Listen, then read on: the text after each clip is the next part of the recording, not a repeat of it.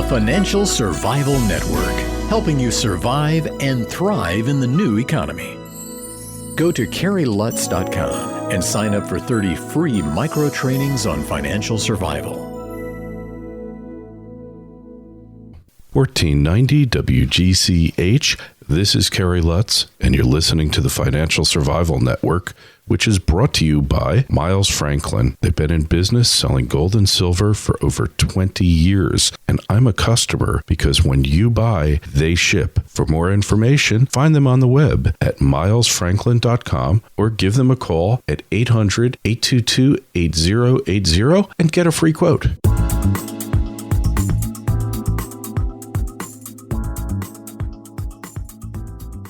Has Europe reached a tipping point? Have the U.S. and Asia? What exactly is a tipping point, and why should you care? Gordon Long is joining the Financial Survival Network to explain exactly what it means to your life, and I hope you'll listen. Gordon, welcome to the Financial Survival Network. We appreciate your coming on the show. Well, thank you very much, Carrie. It's great to be here. I enjoy your show, and it's nice to be on it. Hey, and we understand you're a close friend of our friend Ty Andros, who speaks extremely highly of you. Yes, I am, and I've actually done some audios with Ty myself on things such as financial repression and crisis and chaos theory and these kinds of things. Yeah, well, we're certainly no relief, no let up from the financial repression that the Fed and the U.S. government are inflicting upon the economy and each one of our livelihoods. Carrie, financial repression is a macro-prudential strategy. This is not something that's happenstance and just happening. It's a well-thought-out process to eliminate the debt of any country that finds itself with what I'll refer to as debt saturation. And let's define what is financial repression in case you don't know, because I've heard different definitions of it. How do you define it, Gordon? Well, first of all, you have to define what a macroprudential strategy is or macroprudential regulation. And what that is, it's approach.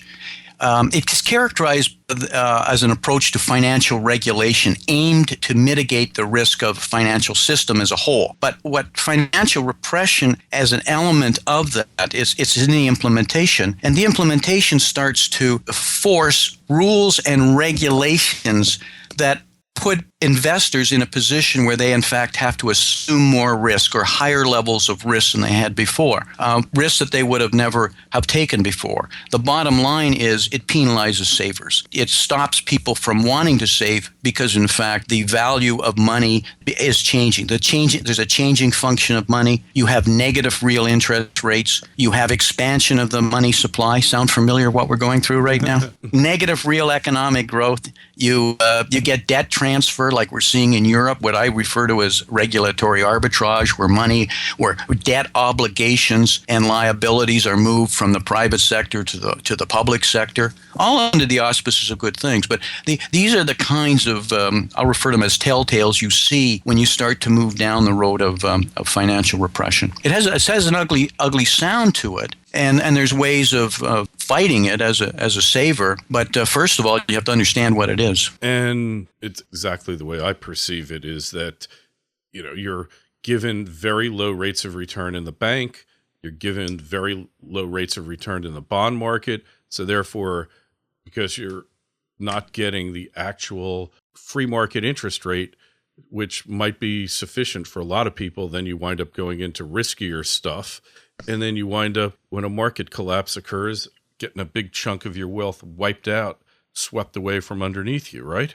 Exactly, precisely. Well, Carrie, it wasn't that long ago that we had negative rates on the T-bill that you were paying. You paid to buy the T-bill interest on the money instead of being given even right now, what the interest is next to nothing, but it was negative. And that only happens when there's an element of fear, a flight to safety or whatever. But right now, on anything, you're getting negative real rates of return on any paper asset. So let's pick on the 10-year Treasury bill. What's it trading at here this morning? 1.65, 1.7%. The published CPI right now is, 2.2. So Well, you're already in negative ground on the official numbers, but in fact, I would argue that in fact inflation is probably closer to 10%, at least according to Shadow Stats and John Williams' numbers, and who I happen to believe. So you're getting negative real returns, and that's nothing academic. That means you're losing money at a compounding rate. And Kerry, how many people can afford a 10% compression in their disposable income in 1 year?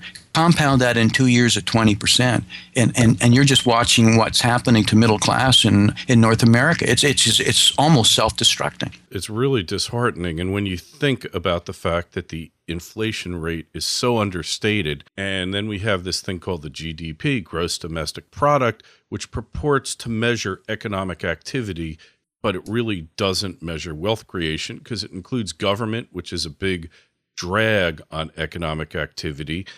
And we've got imports, and it includes debt. When you consider all these things, the economy is really contracting at a vicious rate. And if you're not ready for it, you're really going to get wiped out, aren't you?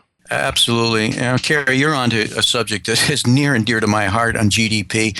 I refer to it as the gross distortional propaganda because, and I mean, I'm not trying to be trite here. I mean, there's such massive and major flaws that start to lead when you make bad decisions on bad data. You make decisions, the politicians, on what kind of debt we can handle based on what kind of income we have. And the gross domestic product is so flawed. The formula is flawed. And I could get into, if you're interested in where the flaws are in the formula. It's got what I refer to as unidirectional inflation, statistical manipulations, things that you're probably familiar with, hedonics, substitutions, proportional distribution. Ty has done some great work on something he's discovered called imputation, which even I thought I knew it took me by surprise, where we're not even using real dollars, we're using notional dollars. We've got gross real distortion in the deflator. You're familiar with the deflator, his measurement on the GDP? Oh, sure. Yeah. Well, yeah.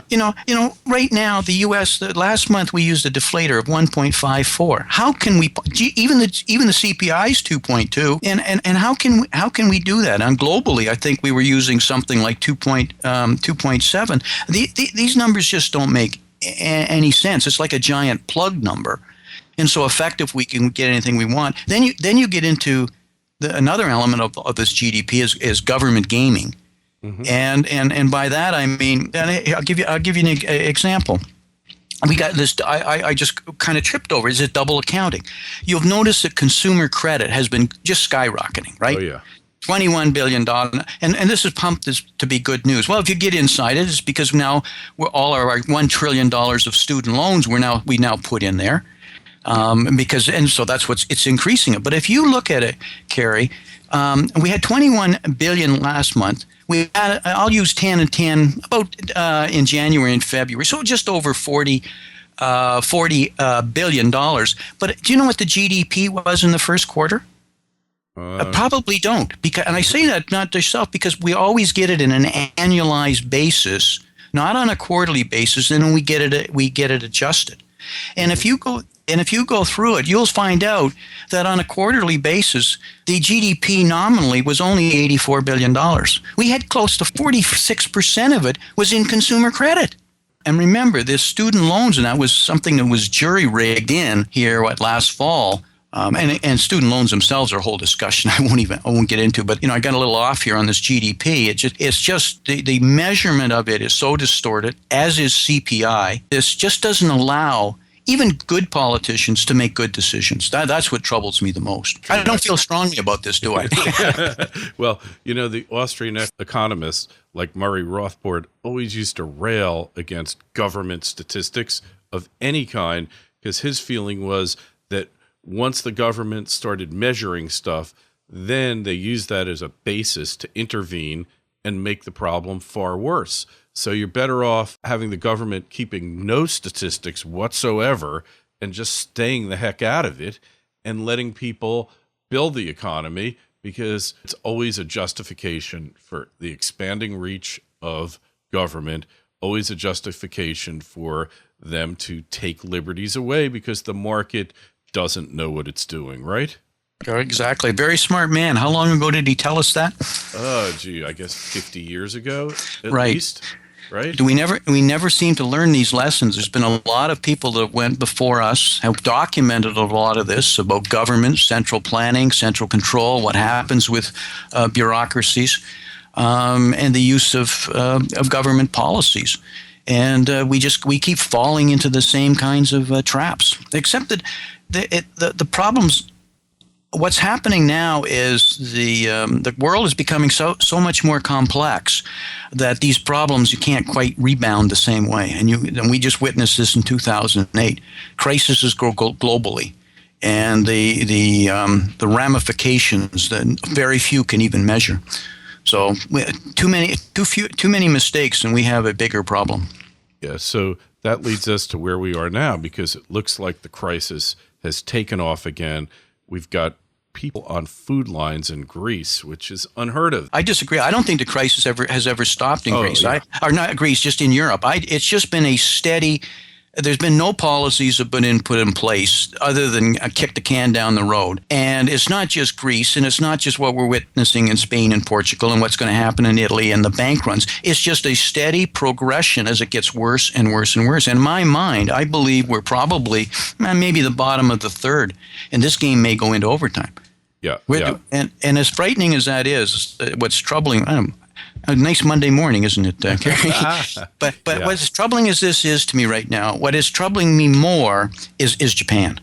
Yeah. Because the Japanese carry trade funded the U.S. debt and funded the rapid growth in Europe since 2000, when the euro was actually adopted, as currency versus just within the banking industry. That money, that flow, has been Japanese centered into a large extent, allowing it to compound, and that's changing because the seriousness of the Japanese economy right now, and as you know, it's the largest debtor in the world at over 520% total debt and 220% sovereign debt, and it's right now it's got negative current accounts, it's got a negative balance, and they can't get the yen down. So I'm very, very concerned, and I think that probably within this year, maybe it always takes a little longer than I think. I think the big story is going to be Japan. We're kind of distracted by it, and they're still recovering from the tsunami, which devastated the economy and turned them into a net importer. And we just don't really appreciate what's going on in that country. Sony didn't lay off 10,000 people because of the earthquake. These are structural issues. They're competitive disadvantage. They have got competitive problems. Remember, they have no raw resources, so they have to import them all. They're in open warfare, really, with China and South Korea and Taiwan, et cetera. I say that when there's competitive trades. I mean, they're trying to come up now to use a single currency and free trade. I noticed last week that South Korea, China, and Japan have met to talk about that. They're all feeling it, but Japan's more so. And they got an aging population that has allowed them to fund this debt, like Mrs. Wannabe, and they're not there anymore. Pretty amazing that it could all come down to this. So in the final analysis, Gordon, the solution to the world's ills, to the United States' ills, it all comes back to the free market, doesn't it? Yes, it does. If we would let capitalism work, Kerry, we would be a lot further along in these problems. This too big to fail got us into this. A lot of these problems have made things worse. And, if we did things like debtor into possession, there's all sorts of ways of getting around these kinds of problems and proper regulations. I went through earlier in my career major issues with antitrust laws and the Sherman Act and these kinds of things. And we seem to have forgotten all those. Those are all kind of swept under the carpets. We have rules and regulations that if we had been properly exercising, we wouldn't have got ourselves into these problems. But going forward, the answer is to let capitalism do its work. Let failure happen. It's only through failure that we learn and we adjust, even us as individuals in our society. I mean, maybe, Kerry, there's a possibility that we in America have to go through a very tough time for us to be healthier and stronger and ready for the future. But I guess we don't want that, right? We're all a little bit of Pollyannas. We push it off till tomorrow. Yeah. Oh, that's the truth. It's like you don't want your kid to suffer. Always put that off. And that's the way the government treats you as a child who has no idea what's for your higher good, what's beneficial for you. And then that makes you, when you buy into that, that makes you susceptible to a large degree of control and manipulation that you wouldn't even believe could occur in the so-called free world. That's a story for another day. So, Gordon, if you want to find out more about LCM and your work, where do you go? GordonTLong.com. Welcome. We have audios, we have videos, we're a market research site, Kerry, so we specialize in the macroeconomic issues and related down to trading, to position swing traders. We have various services there. We're fundamentally an analytics shop. So we do a lot of fundamental analysis, risk analysis, technical analysis, and then integrate that into what we refer to as drivers from the macro economic standpoint. And that's where we spend our day. We actually spend our day in the charts. It's all hidden in the numbers. You just have to pull out the right ones, and it tells the story. And that's all that numbers can do. Numbers don't mean anything in and of themselves. They're only relevant to the underlying story of what's really going on. Gordon, thanks so much for being on the Financial Survival Network. We'll throw a link up on the site on financialsurvivalnetwork.com for you. And we'll look forward to speaking with you again as the crisis unfolds, the never-ending crisis, right? Right. Look forward to it. Thank you very much. Hey, thank you.